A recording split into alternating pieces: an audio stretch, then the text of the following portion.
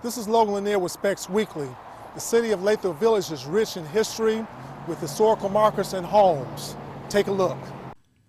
The city of Lathrup Village is an outgrowth of development known as Lathrup Town Site, the dream of its developer Louise Lathrup Kelly.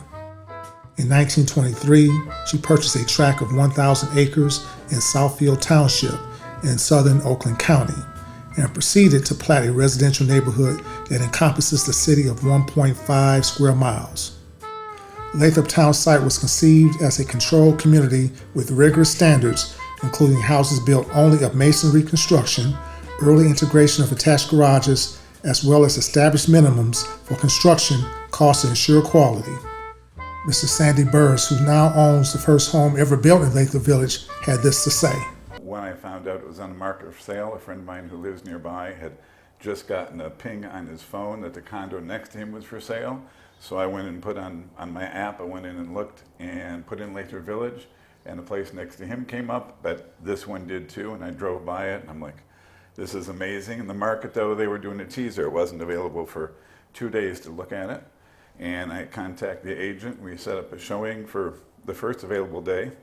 We're here for about a half hour, and he's like, Sandy, it's time to go. I'm like, what do you mean?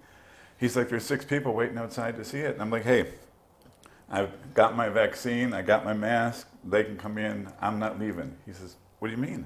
I said, I love this place. From the moment I walked in, it spoke to me. In 1998, much of Lathrup Village was included on the National Register of Historic Places as the Lathrup Village Historic District. The district included approximately 1,200 properties, primarily residential, that reflect characteristic housing styles from the first half of the 20th century. These include colonial revival, Tudor, and ranch houses. According to the Michigan State Historic Preservation Office, the district possesses a strong geometric street pattern integrated with curvilinear patterns that provide a rural character. Annette Kingsbury, secretary of the Lathrup Village Historical Society, had this to say. The Lathrup Village was founded basically by a mother-daughter partnership. Louise and her mother Annie were partners. They started out with a farm on the west side of Detroit, and the family started acquiring land and started developing land there. And then when Louise's parents divorced, her mother got property in the divorce settlement, and she hired Louise, who was only like 23 years old at the time, to manage her property and develop it. When they got finished there, then they decided to come to Oakland County, and they ended up buying up 1,000 acres here on both sides of Southfield Road. They were buying up farmland with the intention of developing it. And this was in the early 1920s, like 23, 24. From what I can tell, Louise was the active partner. Annie was more of the silent partner, co-owner of the property. But Louise had to borrow over $1.5 million to make this happen. And this was pre-Depression dollars, so it was a lot of money. She went into hock personally for all this money so that she could build this development. So it started out as farms, and then it became, little by little, a subdivision. You know, then the Depression came and things kind of came to a halt for a while. Okay. So how were these neighborhoods developed? Well, the land, once they acquired all that acreage, they divided it into, I believe it's 8 subdivisions. Basically 50-foot wide lots, although on the far west side of the city, those are called the estate section, and those are wider lots. People could buy as many lots as they wanted. They could buy 2 lots, 3 lots, 1.5 lots, for example, if they wanted a bigger yard. She had development standards. Garages were attached for the most part. Everyone had to have a basement. The homes had to be all masonry on the first floor, so very durable, quality materials. The idea was to give a person a good backyard, so you don't have a garage in an alleyway cutting into your backyard. So people could buy a lot. They could either use an architecture plan that Louise provided them, or they could hire their own architect as long as it conformed to her standards, her development standards.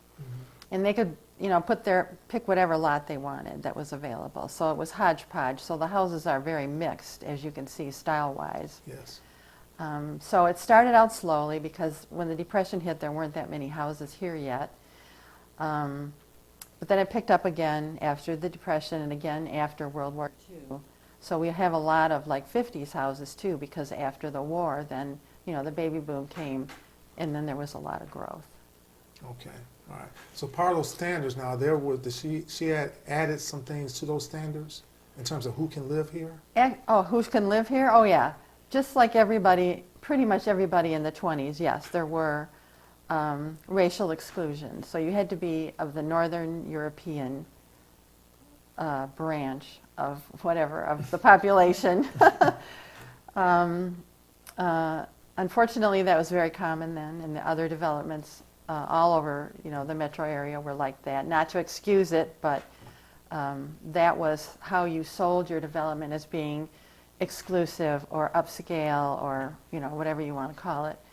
And that's kind of the running humor around here nowadays as well. I couldn't live here because I'm from Sicily, my family, and so many people who live here now, because we are such a wonderfully diverse community, could not have bought a house here then.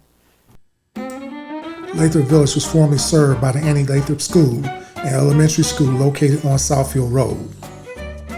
This was in the center of the city. The school was built in 1926 and opened in 1927 opposite the Town Hall Sales Office in an effort to give Lathrup Village a focal point. The school building is Lathrup Village's only historical landmark. The Annie Lathrup School was included in Lathrup Village's local historical district when it was established in 1999 and is listed on the National Register of Historic Places. The school was named for Annie Lathrup, mother of developer Louise Lathrup Kelly. Gracious homes and planned city growth have provided an ideal environment for convenient small city living within a larger metropolitan area.